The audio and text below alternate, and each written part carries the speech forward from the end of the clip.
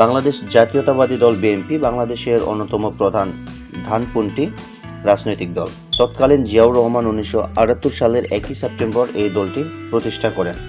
এর আগে 1977 সালের 30 এপ্রিল জিয়াউর রহমান তার শাসনকে বেসামরিক করার উদ্দেশ্যে 19 দফা কর্মসূচি চালু করেন। পরবর্তীতে রাষ্ট্রপতির জন্য নির্বাচনে প্রতিদ্বন্দ্বিতা করার সিদ্ধান্ত নিলে তার নেতৃত্বে জাতীয়তাবাদী গণতান্ত্রিক দল প্রতিষ্ঠিত হয়। এ দলের সমন্বয়ক ছিলেন আব্দুস সাত্তার। বিএনপির দলীয় স্লোগান হলো প্রথম বাংলাদেশ আমার শেষ বাংলাদেশ, জীবন বাংলাদেশ আমার মরণ বাংলাদেশ, বাংলাদেশ জিন্দাবাদ, শহীদ জিয়া অমর হোক, বেগম খালেদা জিয়া জিন্দাবাদ। বাংলাদেশে দ্বিতীয় জাতীয় সংসদ নির্বাচন হয় 18 ফেব্রুয়ারি 1979 সালে। নির্বাচনে বাংলাদেশ জাতীয়তাবাদী দল বিএনপি জয়লাভ করে। তারা জাতীয় সংসদের 300টি আসনের মধ্যে 260টি আসন লাভ করে।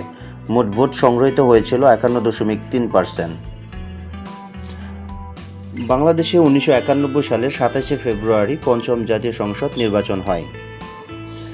নির্বাচনে দুটি প্রধান দল আওয়ামী লীগের নেতৃত্বে ছিলেন শেখ হাসিনা এবং বাংলাদেশ জাতীয়তাবাদী দল বিএনপির নেতৃত্বে ছিলেন খালেদা জিয়া।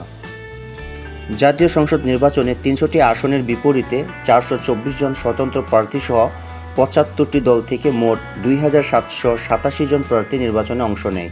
নির্বাচনে খালেদা জিয়া নেতৃত্বাধীন বিএনপি জয়লাভ করে।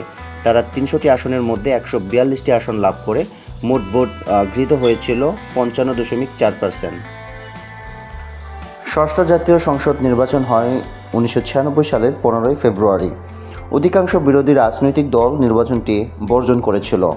মোট ভোট গৃহীত হয়েছিল মাত্র 21%। বাংলাদেশ জাতীয়তাবাদী দল বিএনপি নির্বাচনে জয়লাভ করে এবং 300টি আসনের মধ্যে 300টি আসনই লাভ করে।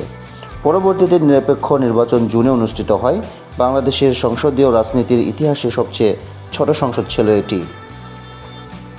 বর্তমানে বিএনপির নেতৃত্বে আছেন সাবেক রাষ্ট্রপতি জিয়াউর রহমানের সহধর্মিণী খালেদা জিয়া।